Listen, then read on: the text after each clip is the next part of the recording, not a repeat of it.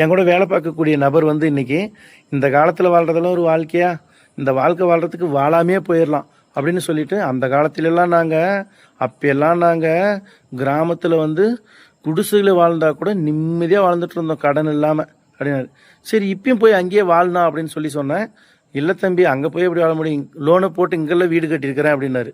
அந்த காலத்திலெல்லாம் நாங்கள் நட்சத்திரத்தை பார்த்துணும் நிலாவை பார்த்துன்னு தான் சாப்பிடுவோம்னாரு. ஏன் இந்த காலத்தில் என்னென்ன ஆச்சு, நிலாவும் நட்சத்திரமும் செத்து போச்சாருன்னு. இல்லை தம்பி, நேரம் இல்லை அப்படின்னாரு. அந்த காலத்திலெல்லாம் நாங்கள் எங்கள் ஊரில் வயல்வெளிகளும் ஆடும் மாடும் ஆறுகளும் அவ்வளோ அழகாக இருக்கும் தம்பினாரு. சரி நீ என்ன பண்ணியிருந்த உங்கள் ஊரில் அப்படின்னு கேட்டதுக்கு, பண்ணையார்கிட்ட மாடு மேய்ச்சிருந்தேன் அப்படின்னு சொன்னார். ஸோ இந்த மனிதர்கள் எல்லாமே வந்து பழைய காலத்தை வந்து ரொம்ப சிலாகிச்சு ரொம்ப ரொமான்டிசைஸ் பண்ணி சொல்லுவாங்க. அந்த காலத்திலலாம் நாங்கள் காலையில் எழுந்தோடனே கஞ்சும் வெங்காயமும் ஊறுகாயும் தொட்டு சாப்பிடும் ஒரு அமிர்தம் மாதிரி கொண்டாங்க. இப்போ என்னென்னா சாப்பிட்டு வந்தேன்னு கேட்டால் பிரியாணி துண்டு வந்தேன்னு. ஸோ இந்த மனுஷர்களுக்கு என்ன விஷயம்னா, ஒட்டு மொத்தமாக இந்த காலமே வேஸ்ட்டு, அந்த காலம் முழுக்க ரொம்ப அழகானது அப்படின்னு சொல்கிறாங்கன்னா, அவங்க இந்த காலத்தையும் கண்டு எதிர்காலத்தையும் கண்டு பயப்படுறாங்கன்னு பொருள். எல்லாருக்குமே பழைய நினைவுகள் இருக்குது, நமக்கும் இருக்குது. பெற்றவங்களோட இருந்திருக்கிறோம், அக்கா தம்பியோட இருந்திருக்கிறோம், அவங்களுடைய நினைவுகள் இருக்குது. அவங்களோட சண்டை போட்டிருக்கிறோம், சாப்பிட்ருக்கிறோம், பிரித்து சாப்பிட்ருக்கிறோம், நண்பர்களோட விளையாடி இருக்கிறோம், நண்பர்களோட நள்ளிரவு வரை உரையாடி இருக்கிறோம், விளையாடி இருக்கிறோம். இவ்வளவு நினைவுகளும் நம்மளுக்கும் தான் இருக்குது.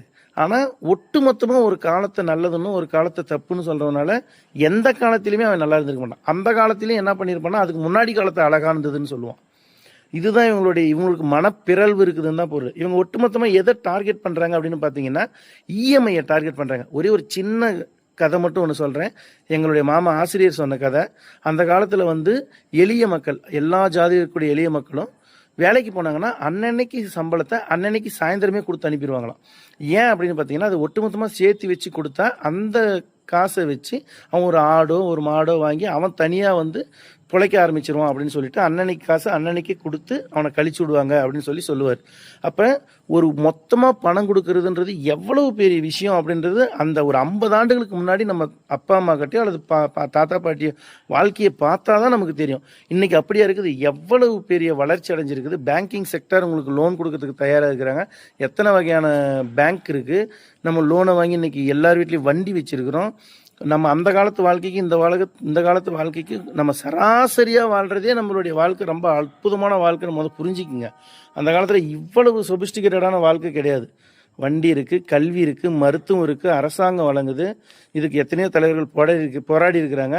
இவ்வளவு அழகான வாழ்க்கையை வாழ்ந்துக்கிட்டே இந்த காலத்தை குறை சொல்லிட்டே இருப்பான்.